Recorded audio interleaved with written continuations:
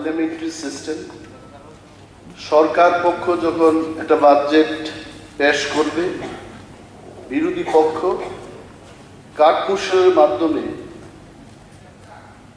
In the budget heads দপ্তর ভিত্তিক তাদের কনসার্ন সরকারের দৃষ্টি আকর্ষণ করার জন্য বলার একটা সুযোগ হচ্ছে কাঠমুশল। I really enjoyed today. মাননীয় সদস্য বর্ষিয়ান সদস্য গোপাল বাবু অনেক দিন হাসাহাসি করতে পারছিলাম না, but he made us to laugh in the house too. My first cut motion, Major Head 2011, Parliamentary Affairs দপ্তরে আমি এই কাট মোশনটা এনেছি। আমার ইন্টেনশনটা, আমি অনেক দিন ধরেই এখানে ঘোরাফেরা করে দেখেছি অ্যাসেম্বলি হাউসের ভেতরে।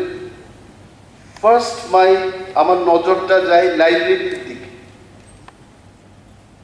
ওয়ান্স আপন এ টাইম যখন প্রথমবার বিধানসভায় আসি, every month I use to take 1 or 2 books এবং রেগুলার সেই সময় স্টাডি করতাম। লাইব্রেরি স্টাফ খুব ভালো ছিল, এমএলএদের মন্ত্রীদের অনেক কিছু বিষয় নিয়ে চর্চা করার একটা জায়গা হচ্ছে library. After I came back, almost after 20 years, লাইব্রেরির অবস্থা দেখে আই ওয়াজ নট এনকারেজড। যে আলমিরাগুলো আছে এটা মরিচা ধরে গেছে, and the bookshelf অনেক ভালো ভালো বই, now it is not in good condition. অনেকগুলো তথ্য সেখানে আছে, রেকর্ড রুম যেখানে প্রতিটি পত্রিকার প্রত্যেক দিন তারা সেগুলোকে রেখে বাইন্ডিং করার ব্যবস্থা রয়েছে। আমাদের এই ত্রয়োদশ বিধানসভার প্রথম অধিবেশনে হাইরে কংগ্রেস হাই হাই বলে মাননীয় পরিষদীয় বিষয়ক মন্ত্রী বক্তৃতা করছিলেন পোস্ট ইলেকশন ভায়োলেন্সকে নিয়ে। উনি ওইখান থেকে গিয়েই সংগ্রহ করেছেন। আমি মনে করি আমাদের অ্যাসেম্বলির যে লাইব্রেরি, এই লাইব্রেরির অবস্থা একটু উন্নত হোক। Please give good budget so that আজকের পরিস্থিতিতে আমরা যেন আজকের এই সময়ে লাইব্রেরিটা সুন্দর করে রাখতে পারি। More information, computers, laptop, tablet ইত্যাদির ব্যবস্থা যেন আমাদের লাইব্রেরিতে থাকে। মিউজিক, ভিডিও দেখার মতো সমস্ত সুযোগ সুবিধা যেন আমাদের লাইব্রেরিতে থাকে, তার ব্যবস্থাপনা গ্রহণের যে কথা, এই কথা বলতে গিয়েই কিন্তু I have ব্রট this cut motion. দ্বিতীয়ত, আমি দেখেছি যেমন আমার লিডার অফ অপোজিশনের যে মিনিস্ট্রিয়াল স্টাফরা কাজ করবে, জুন মাসে, মে মাসে সো হট। আমি একদিন আমার গ্রুপ ডি স্টাফকে ডেকে বললাম চা তৈরি করো। আমি এসি রুমের মধ্যে বসে আছি, ওর মাথা দিয়ে টপ টপ করে ঘাম পড়ছে। আমি বললাম কি ব্যাপার? বলছে স্যার অনেক গরম। এই নাকি? আমি গেলাম সেখানে, in 5 minutes I could realise ওই রুমটা কত গরম। Then I started going in almost all the rooms. দেখলাম যে তাদের জন্য ভালো ব্যবস্থা প্রতিটি জায়গায়, এস্টাবলিশমেন্ট সেকশন বা মিনিস্ট্রিয়াল স্টাফরা যারা আছে, parliamentary section, editing section, everywhere. আমার মনে হয় তাদের জন্য বাজেটের সংস্থান আরো বেশি করে রাখা উচিত। টয়লেটগুলোর অবস্থা, এখানে আমাদের সিপিএম দলের জন্য যে রুমটা রাখা আছে, এই রুমটার পাশে দিয়ে আমি প্রত্যেক দিন যখন অফিসে আসি ওইটা দিয়েই যায়। গন্ধে আমি মানে করিডোরে হাঁটা মাত্রই আপনি দুর্গন্ধ পাবেন। এই যে অবস্থা, this has to be improved. Even আমার রুমে আমার দাঁত খারাপ হয়ে গেছে এই অ্যাসেম্বলিতে এসে অ্যাসেম্বলি সেশনের পরে দাঁতটাকে ক্লিন করা আইরন টু মাছ কাদার জল আসছে এই ইয়ে দিয়ে। তো আই থিঙ্ক সাম সিস্টেম, এই আমরা রাজ্যের মানুষের জন্য অনেক বাজেট করছি, মন্ত্রী মহোদয়েরা যেখানে আমি গেছি, মাননীয় মন্ত্রী মহোদয় সুশান্ত চৌধুরী মহোদয়ের এখানে গেলাম, ব্যবস্থাপনা I really liked it, his room is nicely decorated. পরিষদীয় বিষয় মন্ত্রীর রুমে গেলাম, ডাবের জল খেয়ালাম, ভালো। মাননীয় মুখ্যমন্ত্রীর রুমে গেলাম, নট ব্যাড। এবং এখানে আমি টয়লেট ইউজ করেছি মাননীয় মুখ্যমন্ত্রীর অফিসটা। সো আমার মনে হয় আমাদের অ্যাসেম্বলিতে যে ব্যবস্থাপনা আছে, this has to be improved. ওই কারণে আমি এই কার্ডমোশনটা এনেছি। and I am sure government will take care of it. 2 নম্বর যে ব্যাপারটা আমি এখানে উল্লেখ করেছি, মেজর হেড 2015 ডিমান্ড নম্বর 4, এটা election, disapproval of government policy on appointing efficient electoral officers. এটা কিছুই না, I was just trying to find where I can talk about village committee election. পরবর্তী সময়ে ফিল আপ করতে গিয়ে ডিমান্ড নাম্বার 19 ট্রাইবাল ওয়েলফেয়ারও একটা সুযোগ পেয়েছি, disapproval of government policy on conducting ADC election. আমার মূল বিষয়টা হচ্ছে, লক্ষ্যটা হচ্ছে এডিসি ভিলেজ কমিটির ইলেকশন না হওয়াতে, it is not political demand, forget about my demand, forget about our party demand. আজকে যদি সেখানে বিজেপিও থাকতো, and if you do not conduct election, তাতে অনেক ঝামেলা আছে। নাম্বার 1 যে ঝামেলাটা হচ্ছে এডিসি প্রশাসন, আমরা সেখানে ভিলেজ কমিটি নমিনেটেড কমিটির গ্যাজেট নোটিফিকেশন করে আমরা বলেছি, these are the people will be chairman, vice chairman, member, তারা মনিটরিং করবে। এবং তার 15 দিন বাদে রাজ্য সরকার বলেছে এটা হয় না, এটা বেআইনি বলে ঘোষণা করে ক্যান্সেল করে দিয়েছে। নাও হোয়াট ইজ হ্যাপনিং, ভিলেজের থেকে মানুষের তাদের নানা দাবি দাওয়া থাকে, রেজলিউশন থাকে, রেজলিউশন করে যে সমস্ত প্রস্তাবগুলো পাঠানো হচ্ছে ব্লকে, এসডিএম অফিসে, ডিএম অফিসে, এগুলো আর অ্যাকসেপ্ট হচ্ছে না। Why? Because they are not elected body. 15 finance কমিশনের টাকা ব্লকগুলিতে যাচ্ছে, ইলেক্টেড বডি না থাকার কারণে ওই টাকাগুলো ভিলেজ কমিটির রেজলিউশন মতো সেখানে খরচ হচ্ছে না। বিএসসি চেয়ারম্যান, আপনার খবর নিয়ে দেখুন, this is not my political allegation, যেখানে ভিলেজ বিএসসি চেয়ারম্যানের বাড়ি, সেখানে উনি 20 জন 30 জন লোককে একই স্কিমে ফ্যাসিলিটিস দিচ্ছে। অথচ দেখা যায় একটা বিএসসি চেয়ারম্যানের আন্ডারে 30টি ভিলেজ কমিটি রয়েছে, সেখানে সমস্ত ভিলেজ কমিটিতে সঠিকভাবে বন্টন হচ্ছে না। This are the problems. ওই কারণে সেখানে ভিলেজ কমিটির ইলেকশন অত্যন্ত জরুরি। I don't understand why government is not conducting election. যেখানে আগরতলা পুর পরিষদের বা নিগমের ইলেকশন হয়ে গেছে, পার্লামেন্টের ইলেকশন হয়ে গেছে, তারপর আমাদের এডিসি ইলেকশন হয়ে গেছে, বিধানসভার ইলেকশন হয়ে গেছে, why this village committee election is not conducted? এটা আমি না, এটা আই এম শিওর শাসক দলের অনেক এমএলএরাও এই প্রশ্ন করবে, বাট দে ক্যানট টেক। ইলেকশনটা হোক, this election should be conducted, এই কারণেই কিন্তু এই কার্পোরেশনটা আমি এনেছি।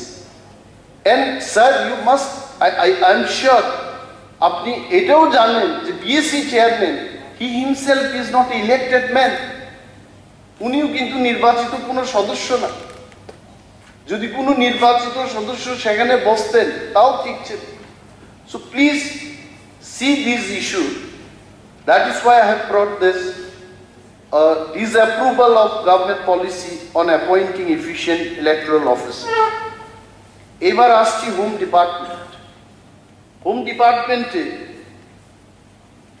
the first thing what I saw is আমাদেরকে যা বিশেষ করে আমার যে এসকর্টিং টিম খুব বাজে গাড়ি। আমি অনেক দিন এই দুর্গাচুরি পাড়া দিয়ে আসি বিধানসভার মতো, আমার গাড়ি আটকে যায় কোনোদিন খয়েরপুর, দি আদার ডে অলসো জিরানিয়া থেকে মাধববাড়ি মোহনপুরে আটকে গেছে গাড়ি। কারণটা কি বলছে, এই গাড়ি অনেক পুরনো গাড়ি। অথচ পুলিশের কিছু কিছু আধিকারিক, আমি একজন এসপি সাহেবের গাড়ি যেতে দেখলাম, আগে পেছনে ওনার গাড়ি চিক চিক করা, টপ ব্র্যান্ড, মানে এটা বন্ধ হবে না। তো আমাদের ক্ষেত্রে এটা কেন হবে? যদি এসপিরা, ডিআইজিরা, ডিজিরা ভালো ভালো গাড়ি ইউজ করতে পারে, আমাদের কি জীবনের কোনো মূল্য নেই? এক গাড়ি আটকে যাবে, আধা গাড়ি দিয়ে আমরা আসবো এদিকে। যদি গাড়ি ঘোড়ার সমস্যা আমার মতো অন্যরাও যদি সেই এক্সপিরিয়েন্সটা আপনার করে থাকেন, আই এম শিওর নতুন গাড়ি কেনার সময় এসছে, এইগুলোকে একটু দেখবেন। That is Y I brought this. Another thing হচ্ছে হাতিয়ারের ব্যাপার। আমার এসকর্টিং টিমের লোক প্রতিনিয়ত বলছে যে আমাদের কাছে ভালো হাতিয়ার নেই। তা আমি জানি হাতিয়ার সম্পর্কে তো আমি বুঝি না।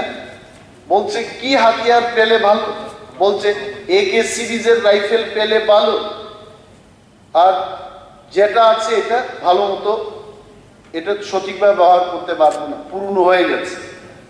সো আমরা এসকর্টিং, রাজ্যের সুরক্ষা, ভিআইপিদের সুরক্ষা, আমি জানি না আমি বলেছি বলে ওনার সবকিছু টিপটপ চাই, নো, নাথিং লাইক দ্যাট। আমাকে নাই দিলেন কিন্তু এই ব্যাপারটা দেখতে। That is why demand number 10 major head 2059টা আমি এখানে ভেন্টিলেট করার জন্য এনেছি। আরো একটা এখানে এটাও বলে ফেলেছি, 2055 আইটেম নাম্বার 0 সাব আইটেম 1115 এটা হয়ে গেছে, আর্মস অফ দি ফোর্সেস। এইবার পাওয়ার ডিপার্টমেন্ট, মাননীয় স্পিকার মহোদয়, আপনার মাধ্যমে রাজ্যের যে বিদ্যুৎ পরিষেবা তার ব্যাপার নিয়ে এটুকুই বলবো। ইভেন ইন রেইনি সিজন, এখন যে সিজনটা যাচ্ছে, গতকালও আমাকে অনেক লোক বলছে, আমি বললাম যে এই ব্যাপার নিয়ে বলবো না, কথা বলবো না। মাননীয় মন্ত্রীর সাথে অনেকবার কথা হয়ে গেছে, উনি দেখবেন, তারপর বলছে না এটা বলুন।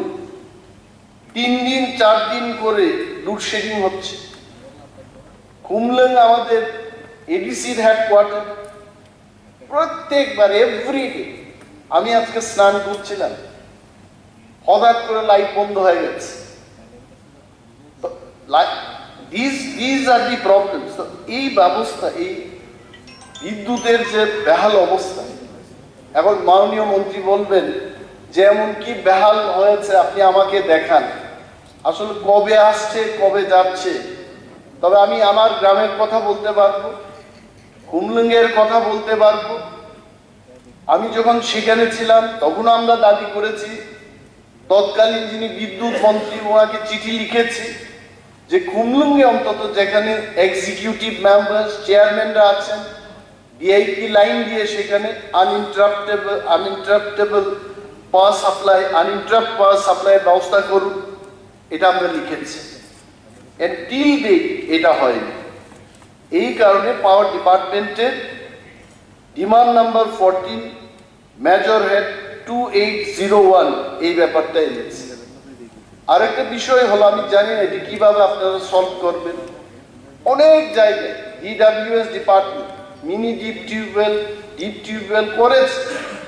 I am not saying that করে না, আরো করার আছে, কিন্তু করেছে। যেখানটাই হয়েছে পাওয়ার কানেকশন, ইলেকট্রিক কানেকশন না থাকার ফলে এইগুলো ইউজ করতে পারছে না। কলা বাগান একটা জায়গা আছে আমার কনস্টিটিউয়েন্সিতে, ওরা খুব সুখী ছিল যে একটা বিশাল ডিপ টিউবওয়েলের ব্যবস্থা আছে। হঠাৎ করে তাদের কাছে নোটিশ এসছে যে কারেন্টের বিল আপনারা দেন নাই, এন্ড ইট ওয়াজ ডিসকানেক্টেড। এখন লোকেরা চিৎকার চেঁচামেচি করছে, বলছে 60,000 70,000 টাকা এই বিলটা আমরা কি করে দেব। তো বিদ্যুৎ দপ্তর এবং DWS ডিপার্টমেন্ট এবং সরকার মিলে এই যে দুরবস্থা কারেন্টের বিলকে নিয়ে, 18 মুরার পাহাড়ে লংতরায়ের একবার কথা বলেছিলাম, শ্রীনিবাস পার্ক, সেখানেও একই অবস্থা। ওই সমস্ত এলাকায় কি করে বিদ্যুতের বিল কমিয়ে, I don't know if it is possible. আপনারা অনেকগুলো সাবসিডি অনেক জায়গায় দিচ্ছেন, প্রত্যন্ত অঞ্চলে ফ্রি সিস্টেমে কিছু করা যায় কিনা এইগুলো দেখবেন। নাও মাই অ্যানাদার কাট মোশন, যেখানে আমি হেলথ সার্ভিসেসের কথা উল্লেখ করার জন্য ডিমান্ড নাম্বার 16 মেজর হেড 2210, এখানে আমি বলছি need to improve quality of bed, cloth and medicine in the hospital. বিছানার ব্যবস্থা নিয়ে এটা জীবিতে অনেক সময় গেলে দেখা যায়, খোয়াই হাসপাতালে গেলে দেখা যায়, আমবাসা হাসপাতালে গেলে দেখা যায়। তার চেয়েতেও বেশি যে সমস্যা ADC এলাকায়, যে সমস্যাটা হচ্ছে ডাক্তার যখন নিউলি রিক্রুট হচ্ছে তাদেরকে প্রত্যন্ত অঞ্চলে পাঠানো হচ্ছে, নো এক্সপিরিয়েন্স ডক্টর। আমার জানা আছে বাইজাল বাড়ি হাসপাতালে এক মহিলা মারা গেছে শুধু হেয়ার কালার করতে গিয়ে। বাইজাল বাড়ির সেই মহিলা, উনি মারা যেতেন না, ইট ইজ অনলি অ্যালার্জি। পাশ করে বেরিয়েছে এই ডাক্তারকে বাইজাল বাড়িতে দিয়েছে। অল ডক্টরস ইন বাইজাল বাড়ি they newly recruited. Newly recruited doctor হওয়ার কারণে কি ভেবেছে এটা যে অ্যালার্জির কারণ। এখন আমি যদি অ্যালার্জি বলি, আপনি কি করে জানেন? আপনি যদি জানেন কেন বললেন না? ওইখানে যখন গেলাম তখন পোস্টমর্টেমে বেরিয়েছে যে অ্যালার্জির কারণে মহিলার মৃত্যু হয়েছে। তো আমি অনুরোধ করব মাননীয় মুখ্যমন্ত্রীর কাছে যে হেলথ সার্ভিসেসের অন্তর্গত সমস্ত হাসপাতালে এমন ব্যবস্থা করুন যাতে এক্সপিরিয়েন্স এবং নিউ ডক্টরস মিক্স করে যদি দেওয়া যায়, স্বাস্থ্য পরিষেবার উন্নয়ন হবে। এভরিওয়্যার যদি নিউ ডক্টর থাকে, I don't think they can give quality health service. তো এই ব্যাপারটা আপনার নজরে আনার জন্য I have brought this cut motion. এবং যেখানে তুলসীগড়ের মতো পিএইচসি, যেখানে বেডের ব্যবস্থা ভালো না, আমাকে প্রতিনিয়ত, এটা আমার নিজস্ব এলাকা, আমি ওই এলাকার লোক, আমাকে গেলেই বলে তারা যার ভালো বিছানার ব্যবস্থা হোক, রুগীরা ফ্লোরে থাকতে হচ্ছে এবং ভালো ব্যবস্থা সেখানে নেই। প্লিজ সি দ্যাট ওই সমস্ত প্রত্যন্ত অঞ্চলের পিএইচসি বা সিএইচসি গুলো আরো বেশি করে সুযোগ সুবিধা যেন পায় তার দিকে একটু নজর দেবেন। এবং আজকে মাননীয় বিধায়ক জিতেন্দ্র চৌধুরী মহোদয় ঠিকই বলেছেন যে অন্তত এডিসিতে আরো কয়েকটি সিএইচসি করার ব্যবস্থা করুন। আমিও সেই পক্ষেই বলবো, কারণ কমিউনিটি হেলথ সেন্টারগুলোর ফ্যাসিলিটিস প্রাইমারি হেলথ সেন্টারের চেয়ে অনেক বেশি, যেটা খেরেংবারে আমরা দেখেছি। So if that happens, probably GB হাসপাতালে রেফারের সংখ্যাটাও কমে যাবে। এমনিতেই তিপ্রাসাদের একটা কোয়ালিটি আমি বলছি, এখানে সহজে এরা হাসপাতালে যায় না, বাড়িতেই সবকিছু তারা করতে চায়। একদম শেষের দিকে যদি নাই হলো তখন কিন্তু হাসপাতালে যাবে। If you increase the number of CHC, refer করা রোগীর সংখ্যা অনেকটা কমে যাবে তাতে জিবি হাসপাতাল এবং আইজিএম এর উপর যার চাপটা আছে এটা কমে যায়। So I am sure honourable health minister will look into it. সে কারণেই কিন্তু আমি এই কার্ড পোষণটা এনেছি। নাও আমার একটা কার্ড পোষণ এখানে আছে, information and cultural affairs, major head 2220, item number 60। সংবাদপত্রের কথা আমরা যখন বলি, ওরা হচ্ছে চতুর্থ স্তম্ভ। এটা আমাদের পূর্বতন বিরোধী দলনেতার থেকে শুনতাম যে অনিরাজ বাবু, সাংবাদিকদের মর্যাদা দেওয়া উচিত এবং সংবাদপত্রের মর্যাদা দেওয়া উচিত। কারণ উনি এত পত্রিকা নিয়ে কথা বলতেন, এই দেখুন এত তারিখে এই বেরিয়েছে। It is correct. আমি অনেক সময় ভাবতাম কেন উনি এত পত্রিকা নিয়ে কথা বলেন। আসলে সত্যিই তো, পত্রিকা এটা গভর্নমেন্ট অ্যাফিলিয়েটেড, গভর্নমেন্ট রেকগনাইজড। ওরা যা লিখে এটাকে সত্য মানা। সংবাদপত্রের আপনারা একটা আইন করেছে। আইনটা কি? অ্যাডভার্টাইজমেন্টের একটা অ্যাক্ট করেছেন 2021। তাতে কারা কোন গ্রেডে যাবে এটা উল্লেখ করেছে। আই ডোন্ট নো মাচ, আমি কিন্তু চ্যালেঞ্জে যাব না, আমি জাস্ট হাইলাইট করছি। অনেক পত্রিকা হাউসের লোক আমাকে বলেছে যে আপনি অন্তত আমাদের জন্য একটা মিনিট বলবেন। আমি বললাম আমার ভয় হয়, কারণ দেয়ার আর এক্সপার্টস। আমি যদি ভুলভাল বলে থাকি আই উইল বি কাউন্টার। বলছে না, তারপর আপনাকে বলতে হবে। নাও আই এম টেলিং, 2021 সালে আপনারা কি আইন করেছেন? A1 A গ্রেড, এটার জন্য নির্দিষ্টভাবে কয়টি সার্কুলেশন, কতগুলো সার্কুলেশনের লিমিট আপনারা বলে দিয়েছে। আগে কি ছিল? 13 থেকে 15,000 যদি দৈনিক সার্কুলেশন হয়, তারা টপ গ্রেডে থাকে। তাদের বক্তব্য হচ্ছে যে এখন নতুন নিয়মে আপনারা বলেছেন যে 50,000 ডেইলি সার্কুলেশন হলে তাকে A1 গ্রেডে রাখা হবে। মালিকদের বক্তব্য হচ্ছে কোভিড গেল, তখন তো মানুষ পত্রিকা পড়া মোটামুটি কমে গেছে এবং সার্কুলেশন অনেকটাই কমে গেছে। ABC বলে একটা আছে, যারা এই দপ্তরের মন্ত্রিত্বে ছিলেন ওনারা জানবেন। ABC একটা সার্টিফিকেট থাকে, এইটার যে audit bureau of circulation, something like this, ABC।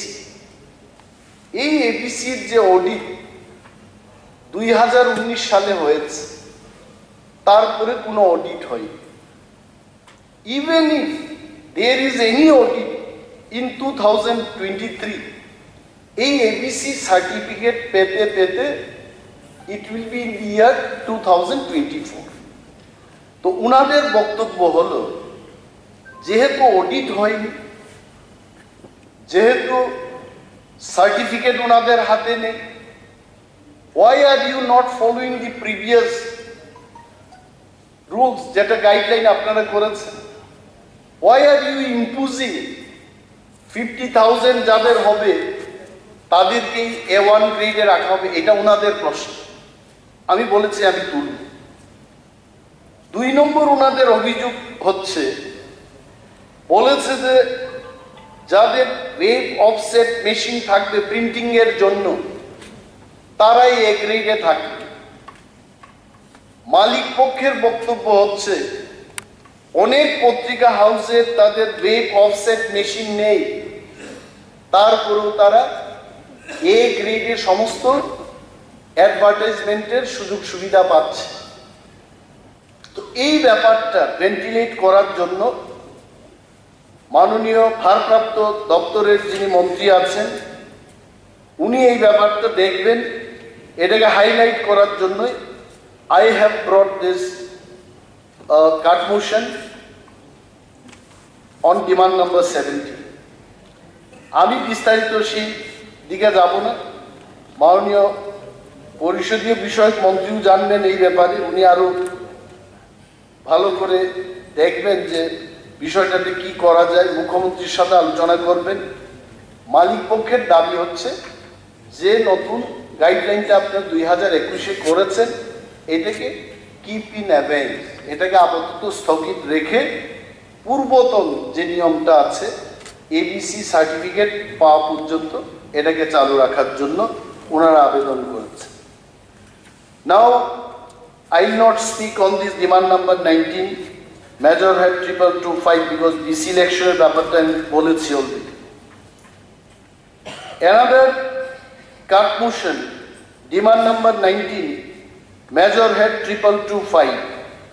This approval of government policy on providing post-matric scholarship for ST students. ST students স্কলারশিপের ব্যাপারে গার্জিয়ানদের বক্তব্য হচ্ছে এটা মাসে মাসে পাওয়া যাচ্ছে, আফটার 3 months 4 months ডিলে হচ্ছে, এবং এই ডিলের কারণে সাম অফ দি প্যারেন্টস তাদের অনেক অসুবিধা হচ্ছে।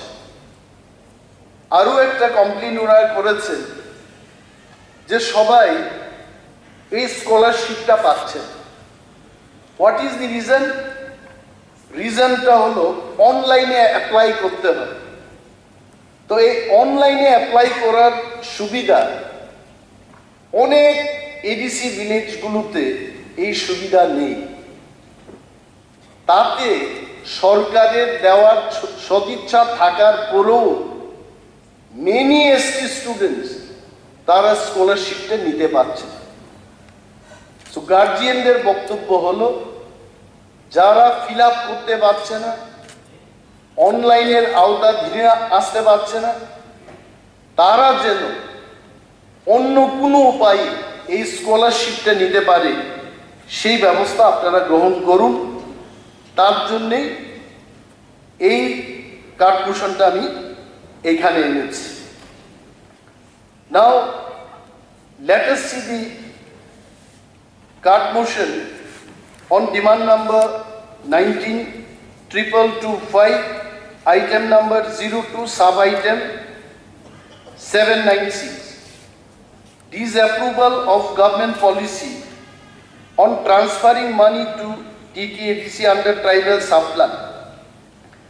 মাননীয় অর্থমন্ত্রী গতকাল এখানে বলছিলেন যে 27,000 এইবারের যে budget, so flat I just telling 27,000 crore, তার মধ্যে নন ডিভিজিবল পুল হচ্ছে 14,000 crore if I have heard correctly. 13,000 crore হচ্ছে ডিভিজিবল পুল। আমি কিন্তু আপনি যখন বলছিলেন I didn't understand what is this term, না জেনে কিছু বলা এটা ঠিক না। দেন আই ওয়েন্ট ব্যাক, রাত্রিবেলায় আমি খবর নিয়েছি what is this divisible pool and what is non divisible.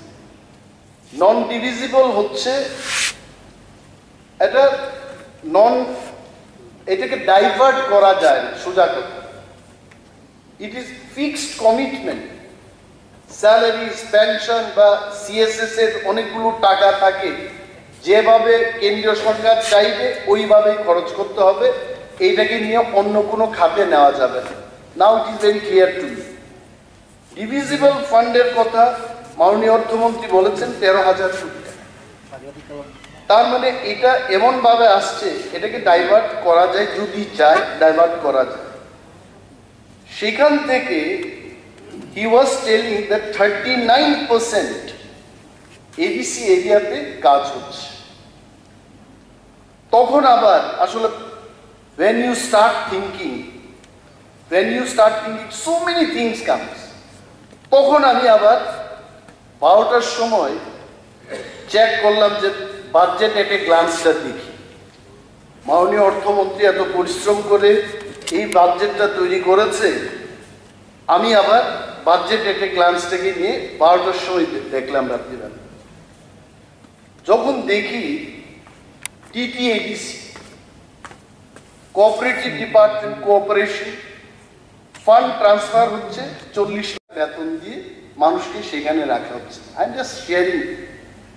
এইভাবে প্রতিটি দপ্তরে, যদিও এডিসি ডিপার্টমেন্টের সংখ্যা 25 বা 26-এ গেছে, but here I have counted around 14-15 departments you have listed. Public works department, এখানে কোনো ডেপুটেড স্টাফ নেই। Information and cultural affairs, salaries of the deputed staff 2,05,00,000। কত টাকা ফান্ড ট্রান্সফার হচ্ছে রাজ্য সরকার থেকে? অনলি 32 লক্ষ।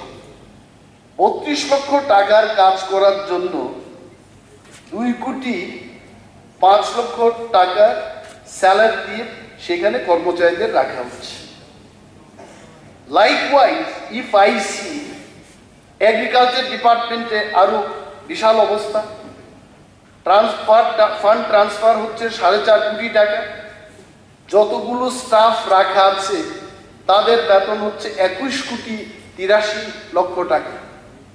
I don't know, see you go through this figure. মানে রাত্রিবেলায় আমি যখন ছিলাম তখন এটা কি দেখলাম, আমি দেখেছি যে 30 লক্ষ টাকার 40 লক্ষ টাকার কাজ করার জন্য আমি কোটি টাকা দিয়ে সেখানে মানুষ রাখবো।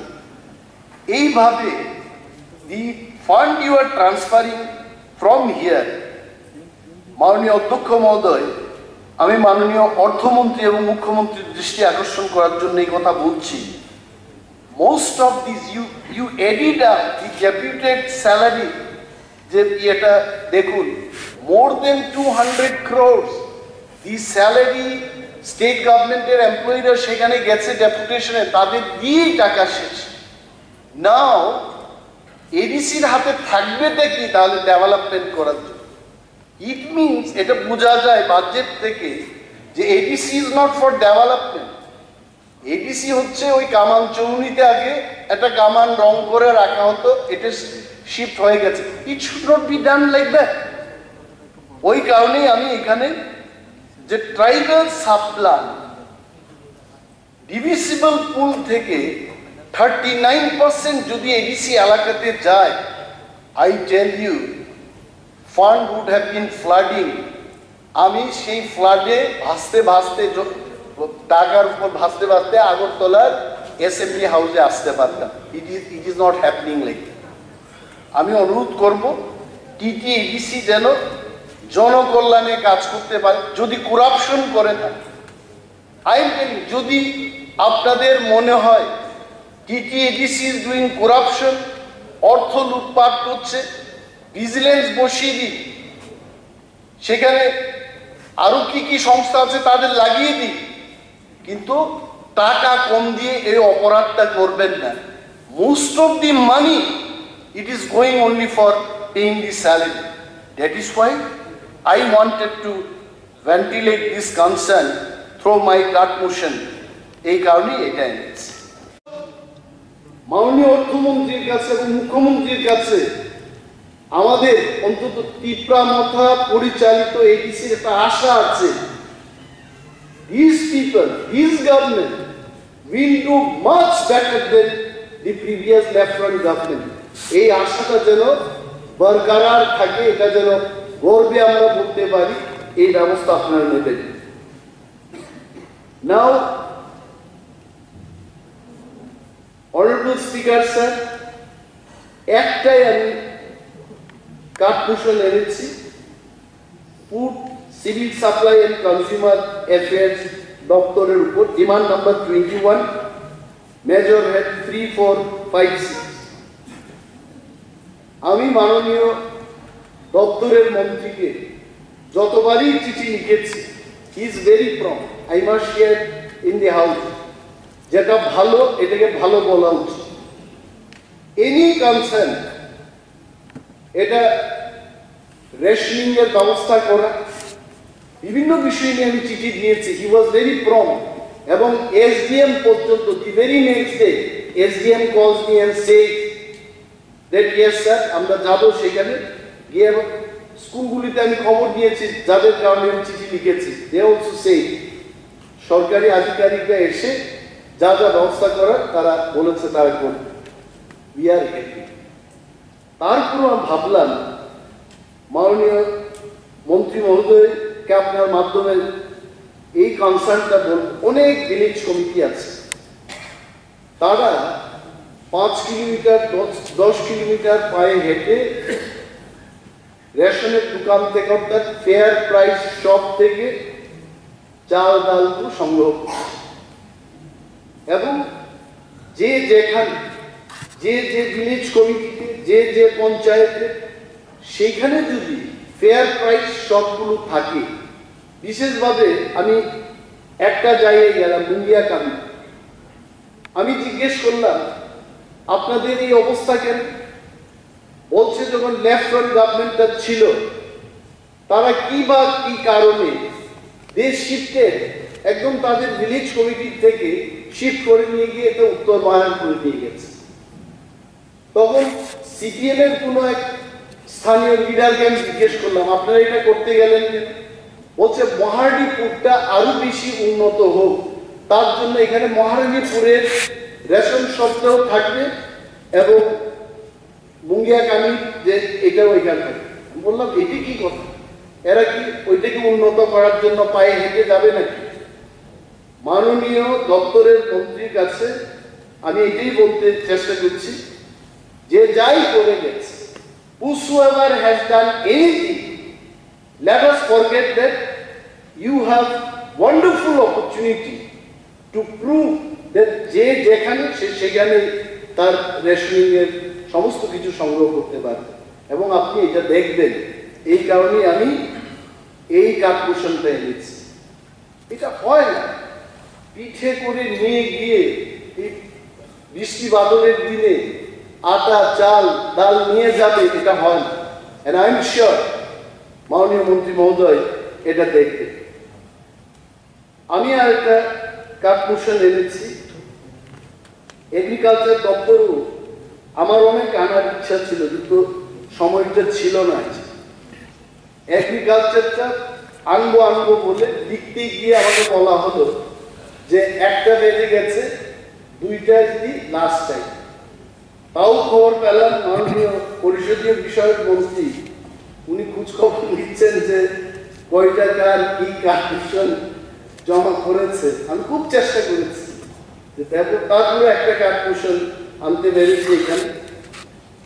Demand number 27, it is only to ventilate the concern. আমি এডিসিতে ডেপুটি সিএম থাকাকালে কৃষি দপ্তরেরও দায়িত্বে ছিল, এবং তৎকালীন মাননীয় কৃষি মন্ত্রী প্রণোদ সিংহ রায়, যিনি আজকে অর্থমন্ত্রী, হি ওয়াজ দ্য এগ্রিকালচার মিনিস্টার। মহাতরণে আমাদের কিনে আমিও ছিলাম, মিটিং করেছে যে 2000 সালে গ্যাজেট নোটিফিকেশন করে ত্রিপুরা সরকার এডিসির হাতে অনেকগুলো দপ্তর হস্তান্তর করেছে। তার মধ্যে এগ্রিকালচার দপ্তরের সমস্ত কিছু হস্তান্তর করেনি। Out of 33 agri subdivision, 6 agri subdivision have been transferred to TTADC. I am very happy about it. A.K. Membutra ছিলেন তখনকার এগ্রিকালচার দপ্তরের প্রিন্সিপাল সেক্রেটারি। উনি ওইখান থেকে ক্লিয়ারলি বলেছে যেদিন হস্তান্তর হয়েছে সেদিন থেকে ওই 6টি এগ্রি সাবডিভিশনে superintendent of agriculture, agri assistant, agri officer যারাই সেখানে কাজ করবে তাদের সমস্ত কিছু কন্ট্রোল করবে এডিসি প্রশাসন। একদম ক্লিয়ারলি ইট ইজ রিটেন। কিন্তু এবং বেতন, দি স্যালারি, এই স্যালারিটাও কিন্তু রাজ্য সরকার সুপারিনটেন্ডেন্ট অফ এগ্রিকালচারের স্যালারি এডিসির কাছে দিয়ে দিচ্ছে, এডিসি তাদেরকে পে করছে। That is why if you see the budget this time, transfer fund 4.5 কোটি টাকা, অথচ এগ্রিকালচার এন্ড ফার্মার ওয়েলফেয়ারে স্যালারি অফ ডেপুটেড স্টাফ হচ্ছে 21,83,00,000 টাকা। আমি জাস্ট মাননীয় মন্ত্রী মহোদয়কে এই কথা বলব, যদিও একে ম্যানকুট্রার নোটিফিকেশনে লেখা আছে ADC will control the officer, রাজ্য সরকার এটাকে কন্ট্রোল করছে। এডিসি কে না জানি এসএ কে ট্রান্সফার করছে, ক্লার্ককে ট্রান্সফার করছে, এগ্রি অফিসারকে ট্রান্সফার করবে। এই ট্রান্সফারের মানেটা কি হবে? সিইও, টিসিএস অফিসার যারা অন ডেপুটেশন এক্সিস্টে যাচ্ছে, দে আর পোস্টিং, প্লেসমেন্ট, এগুলো এডিসি প্রশাসন ঠিক করছে। ওয়াই নট ইন এগ্রিকালচার দপ্তর? আমি জানি এটা এই হাউসে আমি আপনার মাধ্যমে যদি ভেন্টিলেট করি, the most experience, senior most, খুব অভিজ্ঞ মন্ত্রী, উনি যেহেতু এগ্রিকালচার দপ্তরের এখন ভারপ্রাপ্ত মন্ত্রী, উনি এটা দেখবেন। এই বিশ্বাস কিন্তু এখানে এই কার্যক্রমটা নিয়ে গেছে। আই এম শিওর আগামী বিধানসভায় যখন আমাদের অধিবেশন হবে, উনি এটাকে রেকটিফাই করে যে যার মতো ক্ষমতা যেভাবে দিয়েছে, এটা দেওয়ার পর আমি ধন্যবাদ জানাতে পারবো এই ব্যবস্থা যেন উনি করবেন। স্যার, ফরেস্ট ডিপার্টমেন্টে চারটা না, একদিকে আপনার দপ্তরে আছে। হ্যাঁ, আমি yes right, that's what thing. একে ম্যানকুট্রা থেকে আপনি ও, আমি যদি এখন বলি আরো 15টা,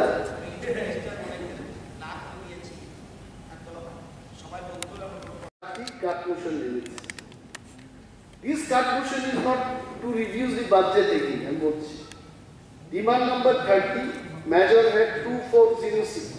কেন আনলাম? এখানে forest conservation, development and regeneration, মাননীয় বন দপ্তরের ভারপ্রাপ্ত মন্ত্রীর কাছে দৃষ্টি আকর্ষণ করার জন্যই আমি এটা বলছি যে অফিসাররা এখানে বসে আছেন, ফরেস্ট ডিপার্টমেন্টে অনেকগুলো গাছ লাগানো হচ্ছে, ইম্পোর্টেড, এগুলো অনেক গাছ এটা নিজের থেকেই আসছে, এগুলোকে করুন। সো মাননীয় মুখ্যমন্ত্রী এটা দেখবেন যে এই ইম্পোর্টেড। আরো একটা জিনিস আছে এইখানে, ফ্রুটস, ফল যেমন গাছ লাগাতে হবে। আমার হাতির উপরও একটা কার্যক্রম এনেছে, মুঙ্গিয়া কামি মহারানীপুর এলাকা দিয়ে বলছে হাতি ঘর ভেঙে দিয়েছে। একদিন গিয়ে দেখলাম একটা বাড়িতে, এটা একদম ঠিক হাতির এই পাটটার মতো করে দিয়ে গেছে, 3টা জায়গা। আমি বললাম টিনের এই শেপটা হাতির যে পেছনের অংশের মধ্যে কেন হলো? বলছে হাতিটা এসে ওইখানে ওইটা দিয়ে ধাক্কা দিয়েছে। এই হাতি কেন আসছে? আগে অনেক হাতি ছিল ত্রিপুরায়, আমার জন্মের আগে। মেবি আপনারা যখন 10 বছর 15 বছর বয়সী ছিলেন, তখন ত্রিপুরাতে আরো হাতি ছিল। কেন তখন মানুষের বাড়িঘর ধ্বংস করতো না? দি রিজন বিং, বনে ফল খাওয়ার মতো কোনো জিনিস নেই। ইউ আর অনলি প্ল্যান্টিং, এখানে ফ্রুটস খাওয়ার কিছু নেই। এখান থেকে ভালো কাঠ যেন তৈরি হয়, এটাই লক্ষ্য। এই কাঠ সংগ্রহ করা হচ্ছে বন দপ্তরের লক্ষ্য। এখন সেখানে বন্য প্রাণী কি করে থাকবে, কি খাবে, তো দ্যাট ইজ নট দি লক্ষ্য। এবং এই বাজেটে আমি মনে করি যে ফ্রুটস বেস, ফল যেন বেশি করে ধরে এবং আরো বেশি করে এটা যেন লাগানো হয়, তার জন্য কিন্তু এই কার্যক্রমটা নিয়েছে। আর একটা জিনিস বলছি, আমি প্রশ্ন দিয়েছি, রুলস রেগুলেশন জানতাম না। 2000 বিশেষ করে 2012, 13, 14, 15 জায়গা প্রকল্পে প্রচুর টাকা এসেছিল। উদ্দেশ্যটা কি? আমি যখন একজনকে জিজ্ঞেস করলাম উদ্দেশ্যটা কি, জায়গার উদ্দেশ্যটা কি, বলছে যে গাছ টাছ লাগিয়ে অক্সিজেন বৃদ্ধি করে, পর্যাবরণকে রক্ষা করে। ভালো কথা। 2000 15-16 সালে জায়গা, বাজেট এবং কি কি কাজ করেছে তার তথ্য চেয়েছিলাম, রিজেক্টেড। কারণ আছে, and I also agree to that reason. কারণ কি বলেছে যে এত পুরনো প্রশ্নের উত্তর দেওয়া যায় 3 থেকে 4 বছর পূর্ব, এইগুলো যদি চাওয়া হয় তাহলে দেন কাপুরুষের নীতি only মেয়র এরপর টাকা এলো 1000 কোটি টাকা। আমি চ্যালেঞ্জ করে বলছি এই হাউসের মধ্যে মাস্টার 12 মাস এই বোর্ড লাগিয়ে জায়গার টাকা দিয়ে একটা বাদ আপনারা একটা ড্যাম দেখাতে পারবে, এবং যেখানটাই করেছে শয়তানি করে করেছে সেখানে আমাকে নিয়ে গেছে, বলছে আপনি দেখুন স্যার, আপনি কষ্ট করে গিয়ে দেখুন। এটা 2 মাস আগের কথা। গিয়ে যখন দেখলাম জল ঠিকই আছে, এখান দিয়ে মাছ ধরা যাবে না। কি ব্যাপারটা বলছি, নিচের সব গাছ লাগিয়ে পুরুন, আপনি যে জাল দিয়ে মাছ ধরবেন, ইউ ক্যানট। তো এই যে বিষয়টা আমি আজকে বিধানসভায় কাঠপুষ্টের মাধ্যমে তুলব যে 2010, 12, 13 সালে যতটুকু টাকা আসছে বন দপ্তর এটার উপর একটা এনকোয়ারি করা হোক, এবং কি কি কাজ করেছে, কোথায় করেছে, এগুলো একটা যাচাই হওয়া উচিত। বিশেষ করে যারা বন এলাকায় বসবাস করছে, এটা তো তাদের জন্য, তারা কিছু পেল না। Why is this project? What for is this project? এটাতে অনেক কিছু উঠে আসে। এর প্রত্যেকটি মাননীয় ইভেন অল অফ দেম, প্রতিটি এলাকায় যাদের এলাকাতে এই প্রজেক্টটা হয়েছে এটা তদন্ত করা উচিত। এই কারণে আমি বন দপ্তরে এই কয়েকটি বিষয়গুলো উত্থাপন করলাম। এখানে একটা আছে হাউজিং সাইট ল্যান্ডলেস পিপলের জন্য, রুরাল ডেভেলপমেন্টে। আসলে অনেকেই এখনো যাদের কিছু জায়গা নেই, তাদের অনেক জায়গায় আছে। আমাকে 2টা লোক এসে বলছে যে আমার ল্যান্ডলেস পিপল, যেহেতু গ্রাম উন্নয়ন দপ্তরে এই বিষয়টা আছে, যে কোনো ধর্মের হোক, যে কোনো জাতির হোক, যে কোনো বর্ণের হোক,